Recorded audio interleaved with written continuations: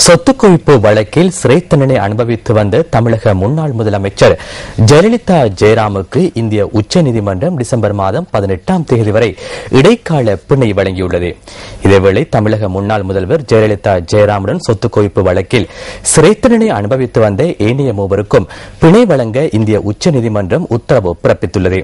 இதற்கமைய சசிகலா, சுதாகரன் மற்றும் இளவரசி ஆகியோருக்கும் பிணை வழங்கப்பட்டுள்ளது.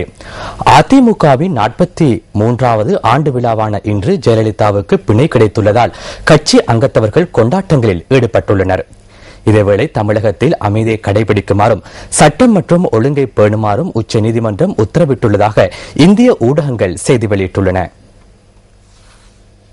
இந்திய உச்சநீதிமன்றத்தின் தலைமை நீதிபதி எச்.எல். தத்து தலைமையில் மதன் பி. லோகூர், ஏ.கே. சிக்ரி ஆகியோர் முன்னிலையில் ஜெயலலிதாவின் பிணை மனு விசாரணைக்கு எடுத்துக் கொள்ளப்பட்டது. ஜெயலலிதா சார்பாக சிரேஷ்ட சட்டத்தரணி ஃபாலியஸ் நாரிமன் உச்சநீதிமன்றத்தில் இன்று ஆஜராகி இருந்தார். ஃபாலியஸ் நாரிமன் ஊழல் வழக்குகளில் உச்சநீதிமன்றத்தில் முன்னர் வழங்கப்பட்ட தீர்ப்புகளை மேற்கோள் காட்டி தனது வாதங்களை முன்வைத்தார். இதேவேளை ஜெயலலிதா ஜெயராம் வருமானத்துக்கு அதிகமாக சொத்து குவித்தமை தொடர்பாக முதலாக வழக்கு தொடுத்த காரணத்தால் தனது கருத்தை கேட்ட பின்னரே அவருக்கு பிணை வழங்குவது குறித்து முடிவெடுக்க வேண்டும் என சுப்பிரமணியன் சுவாமி மனு ஒன்றின் மூலம் கோரிக்கை விடுத்தார். மேலும் ஜெயலலிதாவுக்கு சிறை தண்டனை விதிக்கப்பட்டதிலிருந்து அதிமுகவினர் தமிழகத்தில் வன்முறைகளில் ஈடுபட்டு வருவதாகவும் அந்த வன்முறைகளுக்கு முற்றுப்புள்ளி வைக்க வேண்டும் எனவும் அவர் கோரிக்கை விடுத்திருந்தார். சுப்பிரமணியன் சுவாமியின் வாதத்தை ஏற்றுக்கொண்ட நீதிபதிகள் தமிழகத்தில் சட்டம் ஒழுங்கு பிரச்சனையை ஏற்படுத்தக்கூடாது என அதிமுக தொண்டர்களுக்கு ஜெயலலிதா வலியுறுத்த வேண்டும் என உத்தரவிட்டனர். அதற்கு பதிலளித்த சட்டத்தரணி நாரிமன் அதிமுகவினர் வன்முறையில் ஈடுபடக்கூடாது என ஜெயலலிதாவே அறிக்கை வெளியிடுவார் என உறுதியளித்தார். இதேவேளை ஊழல் வழக்கில் நபரொருவர் மீது குற்றம் நிரூபிக்கப்பட்டு குறிப்பிட்ட காலத்திற்கு தண்டனையும் பெறப்பட்ட நிலையில் அவர் சார்பில் தீர்ப்பை ரத்து செய்ய கோரி மேன்முறையீட்டு மனு தாக்கல் செய்யப்பட்டிருந்தால் அதனை உச்சநீதிமன்றம் சற்று தாராள கொள்கையுடன் அணுக வேண்டும் என நாரிமன் வாதிட்டார். ஆகவே ஊழல் வழக்குகளில் உச்சநீதிமன்றம் ஏற்கனவே வழங்கிய தீர்ப்புகளின் அடிப்படையிலும் அவரது உடல்நிலையை கருத்தில் கொண்டும் ஜெயலலிதாவுக்கு பிணை வழங்க வேண்டும் என்பதுடன் தேவை ஏற்படின் அவர் வீட்டு காவலில் இருக்கவும் தயாராக உள்ளார் என நாரிமன் வாதிட்டார். ஜெயலலிதா தரப்பு வாதங்களை கேட்ட நீதிபதிகள் அமர்வு ஜெயலலிதா, சசிகலா, இளவரசி மற்றும் சுதாகரன் ஆகியோருக்கு இடைக்கால பிணை வழங்கி உத்தரவிட்டது.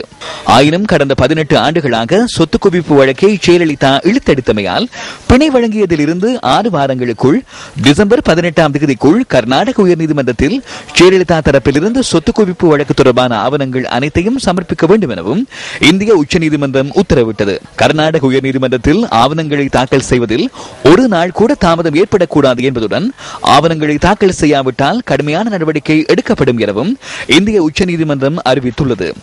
இதேவேளை ஜெயலலிதாவின் மேன்முறையீட்டு மனு தொடர்பான ஆவணங்கள் சமர்ப்பிக்கப்பட்டதிலிருந்து 3 மாத காலத்துக்குள் கர்நாடக உயர்நீதிமன்றம் வழக்கை விசாரித்து முடிக்க வேண்டும் எனவும் இந்திய உச்சநீதிமன்றம் உத்தரவிட்டது. அதிமுக தொண்டர்கள் தமிழகத்தில் சட்டம் ஒழுங்கு பிரச்சனையை ஏற்படுத்தக்கூடாது என ஜெயலலிதா வலியுறுத்த வேண்டும் என்பதுடன் ஜெயலலிதாவின் உத்தரவின் பேரில் சட்டம் ஒழுங்கை சீர்குலைக்கும் நடவடிக்கைகளில் அதிமுகவினர் ஈடுபட்டால் கடும் நடவடிக்கை எடுக்கப்படுவதுடன் நீதிமன்றங்களையோ நீதிபதிகளையோ விமர்சிக்கும் வகையில் ஜெயலலிதா கருத்துக்களை வெளியிடக்கூடாது எனவும் நீதிபதிகள் கூறினர். வருமானத்துக்கு அதிகமாக சொத்து குவித்த வழக்கில் தமிழக முன்னாள் முதலமைச்சர் ஜெயலலிதா ஜெயராம், சசிகலா மற்றும் இளவரசி ஆகியோருக்கு பெங்களூர் சிறப்பு நீதிமன்றத்தினால் கடந்த 27ஆம் தேதி 4 ஆண்டு சிறை தண்டனையும் அபராதமும் விதித்து தீர்ப்பளிக்கப்பட்டது. இதற்கமைய பெங்களூர் பார்ப்பன அக்ரஹார சிறையில் ஜெயலலிதா உள்ளிட்ட ஏனையோர் சிறை தண்டனை அனுபவித்து வந்தமை குறிப்பிடத்தக்கதாகும். இதற்கமைய பெங்களூர் பார்ப்பன அக்ரஹார சிறையில் ஜெயலலிதா உள்ளிட்ட ஏனையோர் சிறை தண்டனை அனுபவித்து வந்தமை குறிப்பிடத்தக்கதாகும். இந்த நிலைமையின் கீழ் பெங்களூர் நீதிமன்றத்திலும் கர்நாடக நீதிமன்றத்திலும் ஜெயலலிதா சார்பாக ஏற்கனவே தாக்கல் செய்யப்பட்ட பிணை மனுக்கள் நிராகரிக்கப்பட்டிருந்தன. இதனையடுத்து தமிழக முன்னாள் முதலமைச்சருக்கு பிணை வழங்குமாறு கோரி இந்திய உச்சநீதிமன்றத்தில் மனு தாக்கல் செய்யப்பட்டிருந்தது. இதேவேளை ஜெயலலிதாவின் மேன்முறையீட்டு மனு தொடர்பில் ஏற்கனவே கர்நாடக நீதிமன்றத்தில் ஆஜராகி இருந்த சிரேஷ்ட சட்டத்தரணி ராம் ஜெத்மலானிக்கு பதிலாக சிரேஷ்ட சட்டத்தரணி ஃபாலியஸ் நாரிமன் இன்று ஆஜராகி இருந்தார். அவரது வாத திறமையினால் ஜெயலலிதாவுக்கு இன்று இடைக்கால பிணை வழங்கப்பட்டதாக இந்திய ஊடகங்கள் செய்தி வெளியிட்டுள்ளன.